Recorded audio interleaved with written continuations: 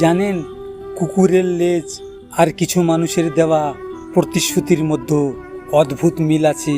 কুকুরের লেজ যতক্ষণ জোর করে ধরে রাখা হয় ততক্ষণেই সোজা দেখায়, ঠিক তেমনি কিছু মানুষের সারা জীবন পাশে থাকার কথাগুলো ততদিনেই সত্যি মনে হয় যতদিন না বর্তমানে থাকা মানুষটার চেয়ে বেটার অপশান কাউকে খুঁজে পায়। আর যেদিন তারা পছন্দ মতো বেটার অপশন কাউকে পেয়ে যায়, সেদিন পুরনো প্রতিশ্রুতি, পুরনো স্মৃতি, এমনকি পুরনো মানুষটাকেও বিন্দুমাত্র দ্বিধা ছাড়াই ছেড়ে যেতে সময় লাগে না।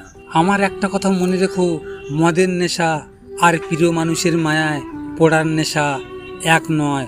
মদের নেশা হয়তো কয়েক ঘন্টা বা কয়েক দিনের অতিথি, কিন্তু প্রিয় মানুষের মায়ের নেশা একবার হৃদয়ে বাসা বাঁধলে তার কোনো নির্দিষ্ট শেষ থাকে না। এই নেশার কোনো ঔষধ নেই, কোনো পুনর্বাসন কেন্দ্র নেই ভুলে যাওয়ার সহজ কোনো উপায়।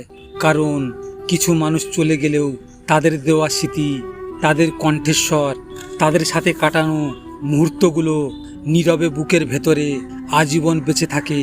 হয়তো পৃথিবীর সব ঋণ শোধ করা যায়, কিন্তু প্রিয় মানুষের মায়ের ঋণ শোধ করা যায় না।